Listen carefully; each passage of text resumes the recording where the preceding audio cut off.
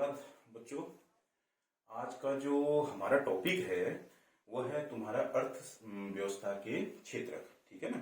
मतलब यह क्या भारतीय अर्थव्यवस्था क्षेत्र जो हमारा क्लास 10th में इकोनॉमिक्स का जो सेकंड चैप्टर है उसको आज हम प्रारंभ करेंगे। सबसे पहले हमें समझना है कि अर्थव्यवस्था है क्या या अर्थशास्त्र किसे कहते हैं। ठीक है, अर्थव्यवस्था अर्थशास्त्र का क्या तात्पर्य है, सबसे पहले वो समझते हैं। तो अर्थव्यवस्था या अर्थशास्त्र में क्या होता है, समस्त आर्थिक गतिविधियों का क्या किया जाता है, अध्ययन किया जाता है। ठीक है ना, समस्त जो भी आर्थिक गतिविधियां हम करते हैं उनका अध्ययन किया जाता है। अब आप कहोगे आर्थिक गतिविधियां क्या है। ठीक है ना, आर्थिक गतिविधियां वे गतिविधियां होती है जो धन कमाने के उद्देश्य से की जाती है। ठीक है, मैंने बताया कि गतिविधियां दो प्रकार की करते हैं हम, एक आर्थिक होती है, गैर आर्थिक होती है। आर्थिक गतिविधि वही गतिविधि होती है जो धन कमाने के उद्देश्य से की जाती है। ठीक है ना, और गैर आर्थिक गतिविधि वही गतिविधियां होती है जो धन कमाने के उद्देश्य से नहीं की जाती। क्लियर हो गया। ठीक है, अब थोड़ा सा इसके मैं मोटा मोटा इसके प्रकार जो आपके वो से है नहीं सिलेबस में, लेकिन मैं मोटा मोटा इसके आपका प्रकार ही बता देता हूं। तो निजी क्षेत्र और बाजार के सापेक्ष राज्य और सरकार की भूमिका के आधार पर क्या है, अर्थव्यवस्था को तीन भागों में बांट सकते हैं। ठीक है, एक होती है पूंजीवादी अर्थव्यवस्था, एक होती है राज्य अर्थव्यवस्था या केंद्र नियोजित अर्थव्यवस्था। ठीक है, और एक होती है मिश्रित अर्थव्यवस्था। ठीक है ना, मतलब पूंजीवादी अर्थव्यवस्था का मतलब क्या होता है कि क्या उत्पादन करना है, कितना उत्पादन करना है और उसे किस कीमत पर बेचना है, इसका निर्धारण क्या करता है, बाजार करता है। क्या करता है, बाजार। जब क्या होता है ये मतलब क्या उत्पादन करना है, कितना उत्पादन करना है, किस पर बेचना है, उसका निर्धारण जब बाजार के द्वारा किया जाता है तो उसे हम क्या कहते हैं, पूंजीवादी अर्थव्यवस्था कहते हैं। ठीक है, इसके जो प्रतिपादक थे वो एडम स्मिथ थे। ठीक है ना, जिनकी जो पुस्तक थी द वेल्थ ऑफ नेशन में उन्होंने इसके बारे में क्या है, इसका उल्लेख किया। एक होती है राज्य अर्थव्यवस्था। राज्य अर्थव्यवस्था या इसे हम केंद्र नियोजित अर्थव्यवस्था में क्या होता है, सरकार का नियंत्रण होता है। संपूर्ण क्रिया, ये जो तीन क्रिया मैंने बताई, इसमें क्या होता है, सरकार का नियंत्रण होता है। तो उसे हम क्या कहते हैं, राज्य अर्थव्यवस्था। मतलब क्या उत्पादन करना है, कितना उत्पादन करना है, किस कीमत पर बेचना है, इसका निर्धारण क्या करता है, सरकार या राज्य करता है। तो उसे हम कहते हैं राज्य अर्थव्यवस्था कहते हैं। क्लियर है ना। इसका जैसे संयुक्त राष्ट्र संघ हो गया और आपका क्या होता है, चाइना, इसके अगुवा माने जाते हैं और कार्ल मार्क्स इसके प्रतिपादक माने जाते हैं। और ये जो होता है अमेरिका जो अर्थव्यवस्था पूंजीवादी अर्थव्यवस्था है। अब आती है मिश्रित अर्थव्यवस्था। जो भारत जब आजाद हुआ उस समय जो भारत ने मॉडल अर्थव्यवस्था का जो मॉडल लिया वो था राज्य अर्थव्यवस्था। लेकिन 1991 में भारत ने क्या किया, वो अपनी अर्थव्यवस्था को क्या है, उदारवादी अर्थव्यवस्था की ओर अग्रसर हुए। उदारवादी अर्थव्यवस्था में क्या होता है, जहां पर क्या होता है, सरकार और निजी क्षेत्र का सह अस्तित्व होता है। मतलब दोनों मिलकर काम करते हैं। सरकारी तंत्र भी काम करता है, निजी क्षेत्र भी काम करता है। जो दोनों ही क्या होता है, विकास में जब भागीदारी देते हैं तो उसे कहता है मिश्रित अर्थव्यवस्था। तो भारत जो है बेटा वो किस में चलता है, मिश्रित अर्थव्यवस्था में। एक और अर्थव्यवस्था का है हम बंद अर्थव्यवस्था। मतलब क्या है, अन्य देशों के साथ जब आपका आयात और निर्यात क्या होता है, पूर्ण रूप से प्रतिबंधित होता है। मतलब अन्य देश के साथ आप कोई भी चीज नहीं करते हैं तो उसे हम क्या कहते हैं, बंद अर्थव्यवस्था कहते हैं। क्लियर हो गया। अब जो महत्वपूर्ण है वो आता है अर्थव्यवस्था के क्षेत्र। भाई इसमें क्या होता है, अर्थव्यवस्था के क्षेत्र क्या होते हैं, तीन प्रकार के। हम उसको क्या करते हैं, वर्गीकृत करते हैं। ठीक है ना, पहला क्या होता है, उत्पादन के आधार पर।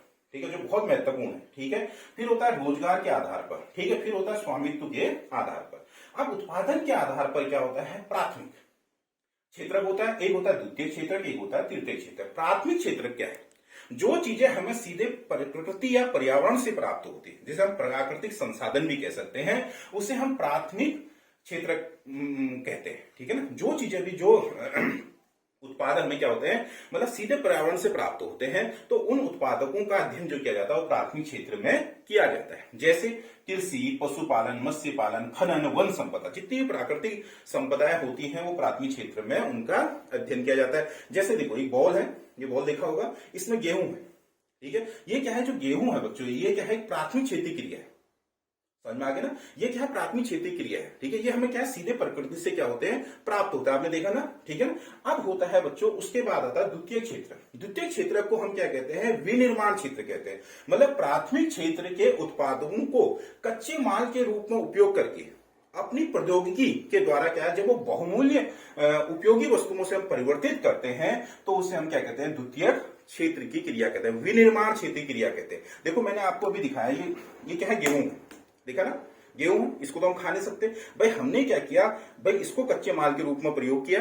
और अपनी प्रौद्योगिकी लगाई। हमें आटा मशीन बनाई कि जिससे भाई हम उसको पीस सके और ये आटे के रूप में हम इसका क्या कर सकते हैं, प्रयोग कर सकते हैं। ठीक है, ये देखो इसको क्या है, बहुमूल्य कच्चे माल के रूप में गेहूं किया, उसको जो हमने क्या है अपनी प्रौद्योगिकी द्वारा क्या किया कि आटे के रूप में परिवर्तित किया। आज हम इससे क्या कर सकते हैं, अपनी भूख को क्या कर सकते हैं, शांत कर सकते हैं। ठीक है, ऐसे क्या होता है, कोई भी चीज है, मतलब आपका कोई भी आइटम है बेटा जो हम निर्मित करते हैं, जैसे ईंट हो गया, सीमेंट हो गया, टीन हो गई, ठीक है, लकड़ी, जैसे हम अपने स्कूल में देखते हैं लकड़ी की बल्लियां हो गई, वे तख्ते बनाते हैं हम लोग, ठीक है ना, तो वो चीजें सब क्या है, द्वितीय क्षेत्र की क्रियाएं। ठीक है, अब तृतीय क्षेत्र क्रियाएं, ठीक है, तृतीय क्षेत्र को हम क्या कहते हैं, सेवा क्षेत्र भी कहते हैं। ठीक है, सेवा क्षेत्र भी कहते हैं, मतलब प्राथमिक और द्वितीय क्षेत्र के लिए जब हम सेवाओं का क्या करते हैं, उत्पादन करते हैं। ठीक है, मतलब सेवाओं का उत्पादन, जिससे क्या है इनके विकास में क्या हो सके, ये क्या है विकास में क्या करें, आधारभूत कार्य कर सके, तो उसे हम क्या कह सकते हैं, द्वितीय तृतीय क्षेत्र की क्रियाएं कहते हैं। ठीक है, जैसे इसमें क्या होता है, बीमा क्षेत्र, बैंकिंग क्षेत्र, पर्यटन क्षेत्र,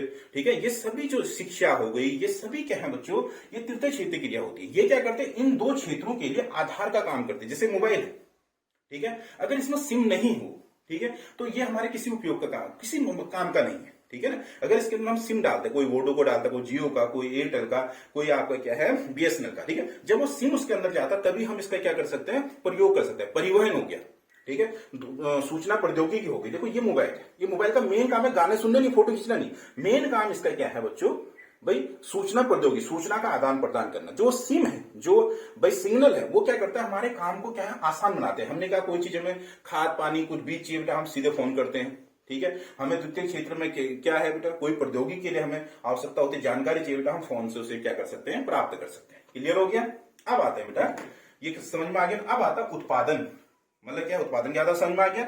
अब होता है रोजगार के आधार पर, रोजगार के आधार पर होता है संगठित और असंगठित क्षेत्र। क्लियर हो गया ना, ध्यानपूर्वक देखो, वे उद्यम और कार्य क्षेत्र संगठित क्षेत्र में आते हैं, वे उद्यम वो कार्य क्षेत्र, क्लियर हो गया, जहां रोजगार की सुरक्षा, ठीक है, और उसकी अवधि क्या होती है, निश्चित होती है, और सरकार द्वारा पंजीकृत होते हैं और सरकार के नियमों के अधीन कार्य करते हैं, तो उसे हम क्या कहते हैं, संगठित क्षेत्र कहते हैं। ठीक है, वे उद्यम वो क्षेत्र होते हैं बेटा जिसमें रोजगार और रोजगार की अवधि क्या होती है, निश्चित होती है, सरकार द्वारा पंजीकृत होते हैं, और तुम्हारा क्या होता है, और सरकार के निर्धारित नियमों के अधीन ये कार्य करते हैं, जिससे कारण क्या होता है, आर्थिक और सामाजिक सुरक्षा का भाव आता है। क्लियर हो गया, तो उस क्षेत्र को हम कहते हैं संगठित क्षेत्र। एक होता है असंगठित क्षेत्र, ठीक है, छोटी छोटी बिखरी हुई जो इकाइयां होती है, आर्थिक इकाइयां जो होती हैं, वो इसके और सरकारी नियंत्रण से क्या होती है, बाहर होती है। ठीक है, अर्थात कहने का अर्थ है कि सरकारी नियमों का पालन नहीं करती हैं, तो उसे हम क्या कहते हैं, असंगठित क्षेत्र कहते हैं। अब असंगठित क्षेत्र जो क्षेत्र होता है, वह क्या करता है, रोजगार अधिक उपलब्ध कराता है। ठीक है, संगठित क्षेत्र में क्या होता है, ठीक है, कुशल श्रमिक की आवश्यकता होती है। ठीक है, असंगठित क्षेत्र में कुशल श्रमिक की आवश्यकता नहीं होती है। ठीक है, जो भी हमारा सरकारी तंत्र होता है, वहां पर वही व्यक्ति क्या करता है, कार्य करता है, जो उस पद या उस पद के लिए क्या होता है, योग्य होता है, या उसके लिए उसके पास क्या होती है, योग्यता होती है, वही व्यक्ति क्या है, उसमें कार्य कर सकता है। होटल, हमारे वहां क्या होता है, अधिकतर व्यक्ति क्या है, होटल लाइन पे काम, वहां पर कोई बहुत ज्यादा योग्यता की आवश्यकता नहीं होती है। ठीक है ना, क्लियर हो गया। अब होता है स्वामित्व के आधार पर, इसमें होता है सार्वजनिक और निजी क्षेत्र। अब सार्वजनिक क्या होता है, सार्वजनिक क्षेत्र का मतलब जिसमें अधिकांश परिसंपत्ति पर क्या होता है, सरकार का क्या होता है, नियंत्रण होता है, और सरकार का स्वामित्व होता है, ये तो मैंने बता दिया। और सरकार ही क्या करती है, उनका क्या करती है, सेवाओं का संपादन करती है, मतलब सरकार ही आपको क्या कहता है, सेवा उपलब्ध कराती है, तो उसे हम कहते हैं सार्वजनिक क्षेत्र कहते हैं। क्लियर। अब होता है निजी क्षेत्र, निजी क्षेत्र में क्लियर हो गया। अब सार्वजनिक क्षेत्र मैंने बताया, आप लोगों को क्या बताया, जिसमें क्या होती है, अधिकांश परिसंपत्ति में सरकार का नियंत्रण होता है, ठीक है, और सरकार ही क्या करता है, सेवाओं का उत्पादन करती है। लेकिन निजी क्षेत्र में ऐसा नहीं होता। निजी क्षेत्र में क्या होता है, एक व्यक्ति या व्यक्तियों का समूह द्वारा क्या होता है, वो परिसंपत्ति पर क्या होता है, अधिकार होता है, और वही क्या करते हैं, उसका सेवा का उत्पादन करते हैं। लेकिन दोनों में अंतर क्या है, दोनों में अंतर यह है कि इसमें सार्वजनिक क्षेत्र में क्या होता है, सेवा का भाव निहित होता है, जन सेवा का भाव क्या होता है, निहित होती है। मतलब इसके अंदर सरकारी क्षेत्र आता है, सरकार का जो क्या करती है, जो भी हम कार्य करते हैं वो क्या होता है, सेवा भाव से करती है। ठीक है, जबकि निजी क्षेत्र में जो कार्य होते हैं, जो सेवा उत्पादन होती है, वो क्या होता है, धन कमाने के उद्देश्य होती है, लाभ कमाने के उद्देश्य होते हैं। दोनों में सबसे मेन अंतर ये होता है, ये क्या होता है, धन कमाने के उद्देश्य, लाभ कमाने के उद्देश्य से क्रिया नहीं होती। इसमें क्या होता है, धन कमाने या लाभ कमाने के उद्देश्य से क्या होती है, क्रियाएं होती हैं। क्लियर हो गया, यहां तक सबको समझ में आ गया बच्चों, कोई दिक्कत तो फिर मैं वीडियो में जब भेजूंगा तो आप मुझसे उसको पूछ लेना। अब आते हैं, इसमें एक दो चार पॉइंट और है, उसको दिखा देता हूं। एक होता है जीडीपी, एक होता है शब्द आता है जीडीपी, या सकल घरेलू उत्पादन, सकल घरेलू उत्पादन, ठीक है, उत्पादन। सकल घरेलू उत्पादन एक शब्द आता है। सकल घरेलू उत्पादन क्या होता है? जीडीपी किसे कहते हैं? एक निश्चित समयावधि, मतलब एक वर्ष कह लो, एक निश्चित समयावधि में देश की सीमा के भीतर देशवासियों द्वारा या देशवासी जो बाहर के निवासी होते हैं उनके द्वारा जो भी वस्तु तथा सेवाओं का उत्पादन किया जाता उसके अंतिम मौद्रिक मूल्य को हम क्या कहते हैं? जीडीपी कहते हैं। क्लियर हो गया? मतलब देश की सीमा के भीतर देशवासियों द्वारा या देश के बाहर के नागरिकों द्वारा एक वर्ष की अवधि में जो वस्तुओं तथा सेवाओं का उत्पादन किया जाता उनके अंतिम मौद्रिक मूल्य को हम क्या कहते हैं? जीडीपी कहते हैं। क्लियर? एक शब्द और आता है, खुली बेरोजगारी। एक शब्द यहां पे है, खुली बेरोजगारी, ठीक है बेटा, बेरोजगारी, खुली बेरोजगारी। खुली बेरोजगारी क्या होती है? ध्यान से सुनना, इतना लिखने के लिए नहीं होता है, ध्यान से सुनना। खुली बेरोजगारी का मतलब क्या होता है? जब व्यक्ति क्या होता है, काम करने के लिए तत्पर हो और जो भी प्रचलित मजदूरी है, जो मजदूरी चल रही है बाजार में, उस पर क्या है, उसे काम करने के लिए क्या हो, तैयार हो और उसे काम प्राप्त नहीं होता है, तो उसे हम क्या कहते हैं? खुली बेरोजगारी कहते हैं। जब व्यक्ति क्या हो कि काम करने के लिए तत्पर हो लेकिन उसे क्या है, बाजार प्रचलित मजदूरी पर काम नहीं मिलता है, तो उसे हम क्या कहते हैं? खुली बेरोजगारी कहते हैं। क्लियर हो गया? एक होता है, इसी में आता है अदृश्य बेरोजगारी। अदृश्य बेरोजगारी। अब अदृश्य बेरोजगारी क्या होती है ये भी देख लेते हैं। बेरोजगारी, अदृश्य बेरोजगारी का मतलब क्या होता है? अदृश्य बेरोजगारी वह बेरोजगारी होती है जिसमें क्या होता है, व्यक्ति बाहर से तो काम करता हो प्रतीत होता है, ठीक है, लेकिन वास्तव में उस काम में उसकी आवश्यकता नहीं होती है। जब हम अपना सीमांत उत्पादन निकालते हैं अंत में, तो वो क्या होता है? शून्य आता है, ठीक है। मतलब बाहर से तो ऐसा लगता है वो काम कर रहा है लेकिन वास्तव में उस काम में उसकी आवश्यकता नहीं होती है, तो उसे हम क्या कहते हैं? अदृश्य बेरोजगारी कहते हैं। जैसे हमारे ग्रामीण क्षेत्र में बेरोजगारी बहुत अधिक, भाई हमारे पास 2 खेत है, ठीक है, उसमें क्या 4 व्यक्तियों की आवश्यकता है, लेकिन हमारे पूरा परिवार क्या उसमें 10 व्यक्ति लगते हैं, तो इसका मतलब क्या 6 व्यक्ति उसमें क्या है? बेफालतू में लगे हुए हैं, ठीक है। ये एक तरह से बेरोजगारी, क्योंकि जो 2 खेत है वो 4 व्यक्तियों के बराबर ही वस्तुओं का उत्पादन कर पाएंगे। क्लियर हो गया ना? उसे कहता है अदृश्य या प्रच्छन्न बेरोजगारी। क्लियर हो गया? जीडीपी इस वजह खुली बेरोजगारी, अदृश्य। एक होता है, एक और आता है बेटा, औसत आय। औसत आय या प्रति व्यक्ति आय, ये भी समझना है, प्रति व्यक्ति आय, ठीक है, व्यक्ति आय ये क्या होती है? ठीक है, औसत आय प्रति व्यक्ति आय का मतलब जब हम राष्ट्रीय जो आय होती है, ठीक है, राष्ट्रीय आय जो होती है उसमें अगर हम कुल जनसंख्या का क्या कर देते हैं? भाग कर देते हैं, ठीक है, कुल जनसंख्या का हम क्या करते हैं? भाग करते हैं, तो जो आय हमें प्राप्त होती है तो उसे हम क्या कहते हैं? औसत आय और प्रति व्यक्ति आय कहते हैं, ठीक है ना। ये यहाँ पे है, तो इतना मैंने आप लोगों को आज समझाया बच्चों। इसमें आता है फिर एक क्या है? रोजगार गारंटी अधिनियम, ठीक है, रोजगार ग्रामीण रोजगार गारंटी अधिनियम, जिसे हम कहते हैं नरेगा भी कहते हैं, ठीक है, नरेगा, ठीक है, उसके बारे में भी थोड़ा बहुत समझा रखा है, ठीक है। राष्ट्रीय ग्रामीण रोजगार गारंटी अधिनियम 2005, जिसे हम क्या कहते हैं? नरेगा कहते हैं। क्लियर हो गया ना? मैंने आपको बता दिया नरेगा, ठीक है, नरेगा 2005, ठीक है, मतलब क्या है? राष्ट्रीय ग्रामीण रोजगार गारंटी अधिनियम, उसे हम क्या कहते हैं? नरेगा कहते हैं, ठीक है। नरेगा का नाम, इसमें क्या है? काम का अधिकार, ठीक है, इसे हम एक तरह से कहते हैं काम का अधिकार अधिनियम भी कहते हैं, अधिकार, ठीक है, अधिकार अधिनियम कहते हैं, ठीक है। सर्वप्रथम क्या है? 2005 में इसके क्या है? ये संविधान द्वारा अंगीकृत हुआ, ठीक है। नरेगा का मतलब समझ में आ गया ना सभी बच्चों को?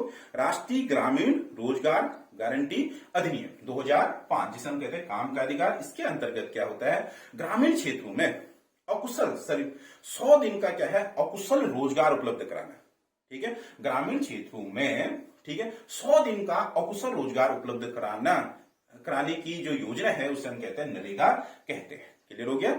ठीक है, उसे हम कहते हैं काम का अधिकार। पहले 2006 में, ठीक है बेटा, 2006 में 200 जिलों में इसका प्रारंभ किया गया, ठीक है, 200 जिलों में इसको प्रारंभ किया गया था, ठीक है। 2008 में ये पूरे देश में लागू हो गई थी और 2009 में इसको मनरेगा कर दिया गया। क्या कर लिया गया? मनरेगा, ठीक है। मनरेगा मतलब महात्मा गांधी राष्ट्रीय रोजगार गारंटी अधिनियम, मतलब महात्मा गांधी के नाम से इस योजना को रखा गया। पहले नरेगा था, राष्ट्रीय ग्रामीण रोजगार गारंटी अधिनियम, अर्थात काम का अधिकार। इसके अंतर्गत क्या होता है? ग्रामीण क्षेत्रों में, ठीक है, 100 दिन का अकुशल रोजगार उपलब्ध कराना, ठीक है, उसे ही हम क्या कहते हैं? नरेगा कहते हैं, ठीक है। मैंने आपको बताया 2006 में ये 200 जिलों में इसको सर्वप्रथम प्रारंभ किया गया, 2008 में पूरे देश में इसे प्रारंभ किया गया और 2009 में इसका नाम बदला गया, ठीक है। नरेगा की जगह मनरेगा, महात्मा गांधी राष्ट्रीय ग्रामीण रोजगार गारंटी अधिनियम, ठीक है।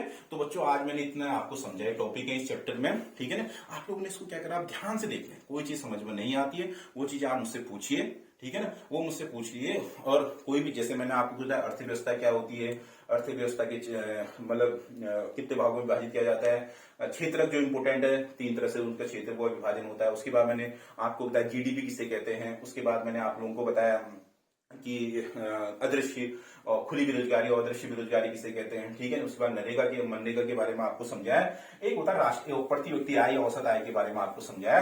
एक होता है राष्ट्रीय आय, ठीक है। एक निश्चित समय अवधि में, वो भी है राष्ट्रीय आय को बाद में बताएंगे आप लोगों को। राष्ट्रीय आय का मतलब होता है एक निश्चित समय अवधि में, ठीक है, एक वर्ष के अंतर क्या होगा, देश की सीमा के भीतर उत्पादित अंतिम वस्तु तथा सेवाओं के अंतिम मौद्रिक मूल्य को हम कहते हैं राष्ट्रीय आय कहते हैं। आपको जीडीपी वर्ष में क्या आता है, मैंने बोला जीडीपी में क्या होता है, देश के नागरिक और विदेशी नागरिक कोई भी आर्थिक क्रिया करता है उसको सम्मिलित किया, इसमें केवल क्या आता है, देश के नागरिकों की आय को ही क्या किया जाता है, सम्मिलित किया जाता है राष्ट्रीय आय। राष्ट्रीय आय में केवल देश के नागरिक को सम्मिलित किया जाता है। अगर इससे हम क्या कहते हैं, बाजार कीमत पर और या उत्पादन कीमत पर इसको निकालते हैं।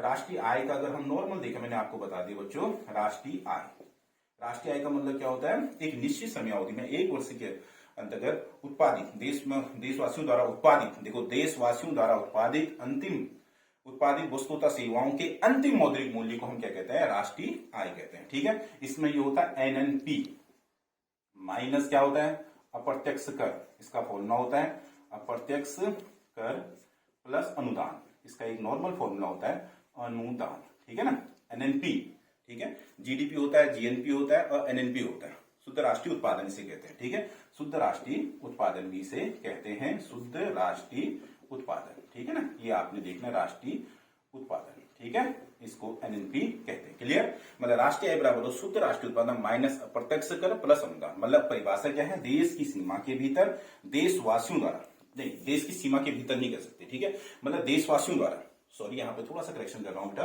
देशवासियों द्वारा, ठीक है, देशवासियों द्वारा उत्पादित अंतिम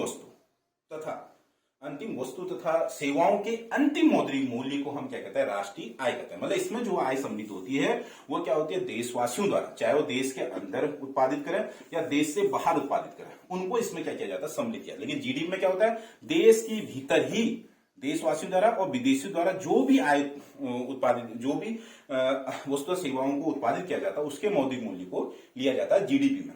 और इसमें क्या होता है, राष्ट्रीय आय में देश की सीमा के भीतर या सीमा के बाहर देशवासियों द्वारा केवल जो उत्पादित वस्तु का सेवाओं के अंतिम मौद्रिक मूल्य को हम इसमें क्या करते हैं, सम्मिलित करते हैं। तो बच्चों ये भी मैंने थोड़ा थोड़ा आपको समझा दिया, कोई भी समस्या हो पूछें, ठीक है ना। तो आज के लिए इतना ही बहुत है, तो आगे फिर दूसरा टॉपिक लेकर कल मिलते हैं। धन्यवाद।